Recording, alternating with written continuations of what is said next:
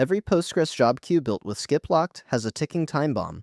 Under sustained load, deletes create dead tuples faster than vacuum can clean them. Lock times spike. Backlogs accumulate, planet scale measured total failure at 800 jobs per second.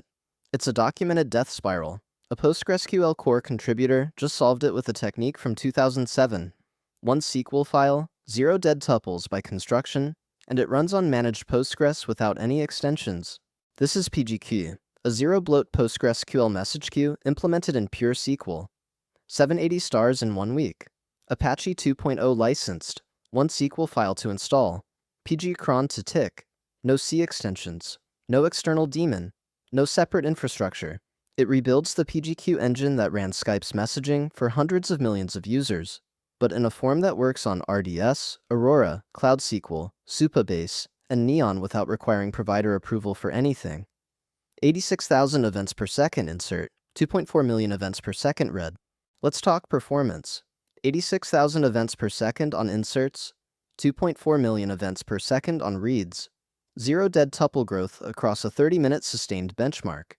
For context, the skip locked pattern used by PGMQ, River, PGBoss, and Oben creates 383,000 dead tuples at 800 jobs per second, and enters a death spiral. PgQue hits 86,000 per second, and the dead tuple count stays at 0. That's not an incremental improvement, that's a different architecture, and this is the design that solves it. 3-table rotation. Events are written to the current table.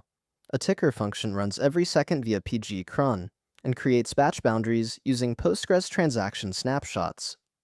Consumers read batches, process them, and acknowledge. When all consumers have moved past a table, it gets truncated, not deleted row by row. Truncate is instantaneous and creates 0 dead tuples.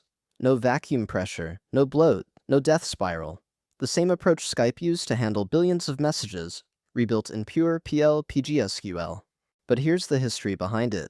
PgQue was built at Skype circa 2007 by Marco Kreen. It ran Skype's real-time messaging for over a decade, handling event streaming for hundreds of millions of users. The problem was it required a C extension and an external daemon called PgQD. That meant managed Postgres providers wouldn't support it. No RDS, no Cloud SQL, no Supabase. PgQue takes the proven architecture, 3-table rotation, snapshot batching, truncate cleanup, and rewrites it in pure PGSQL that runs anywhere Postgres runs. Battle-tested design, modern compatibility. Think about what this means for your infrastructure. Kafka requires Zookeeper, brokers, schema registry, connect workers, an entire cluster to deploy, monitor, and upgrade. Redis can lose data on restart without persistence configured. RabbitMQ needs clustering for durability. SQS costs money per message and adds network latency. PgQue lives inside the Postgres you already run. Events participate in your application's ACID transactions, and queue and save happen atomically. Any language that speaks SQL can produce and consume. No client library needed. And the operational overhead is 0. It's just your existing database. Here's who built this.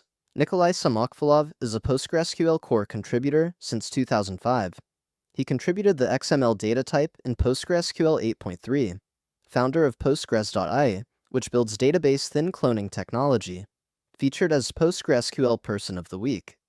Speaking at PostSet 2026 on this exact topic, 21 years of Postgres internals experience. When he says the skip-locked pattern has a death spiral, and that 3-table rotation with truncate is the solution, he's not theorizing. He's rebuilding an architecture that already proved itself at Skype scale. One SQL file, one PSQL command. Your Postgres just became a message queue. PgQue, 0 bloat, 0 infrastructure, 0 excuses. Subscribe to Awesome FOSS. We find the best open source tools so you don't have to.